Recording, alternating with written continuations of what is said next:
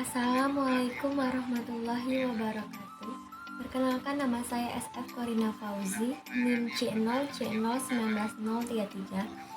Baiklah, di sini saya akan menjelaskan tentang konsep dan pencatatan dari kewajiban jangka panjang dan ekuitas.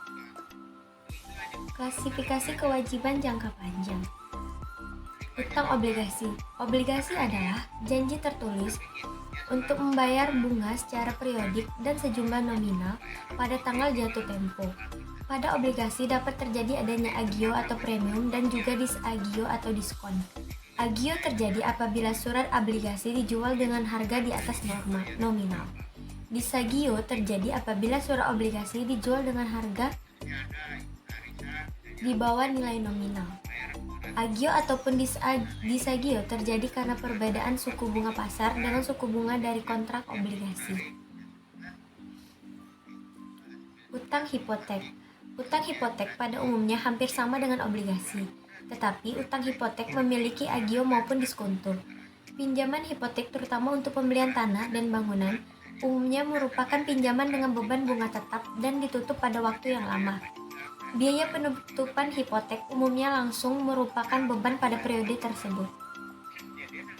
Pencatatan PPh pasal 4 ayat 2 atas utang obligasi.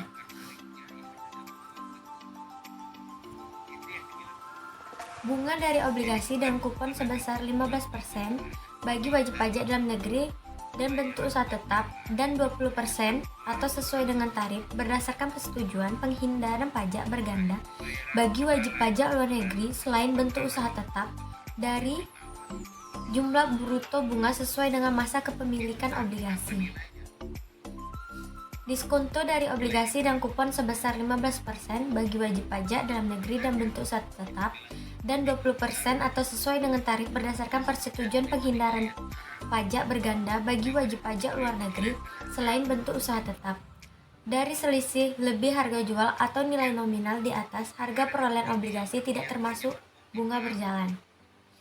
Diskonto dari obligasi tanpa bunga sebesar 15% bagi wajib pajak dalam negeri dan bentuk usaha tetap, dan 20% atau sesuai dengan tarif berdasarkan persetujuan penghindaran pajak berganda bagi wajib pajak luar negeri selain bentuk usaha tetap, dari selisih lebih harga jual atau nilai nominal di atas harga perolehan obligasi.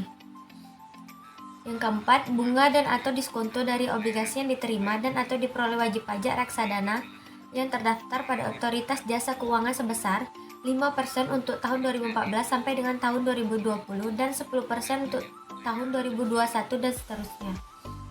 Pencatatan PPh pasal 4 ayat 2 atas penjualan saham. Objek pajak atas penghasilan yang diterima atau diperoleh orang pribadi atau badan dari transaksi penjualan saham di Bursa Efek dipungut pajak penghasilan yang bersifat final. Tarif besarnya pajak penghasilan adalah 0,1% atau 1/1000 dari jumlah bruto nilai transaksi penjualan.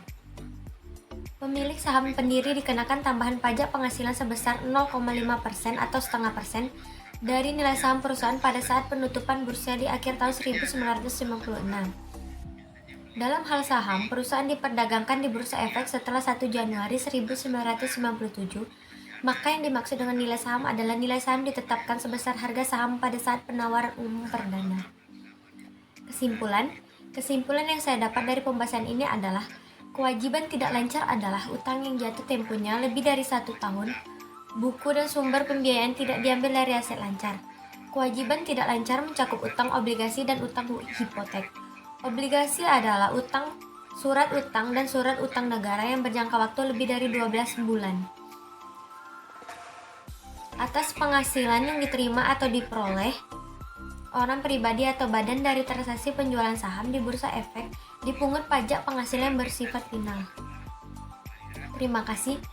Baiklah, itu saja yang dapat saya sampaikan. Kurang dan lebihnya mohon dimaafkan. Wabillahi taufiq wal hidayah. Wassalamualaikum warahmatullahi wabarakatuh.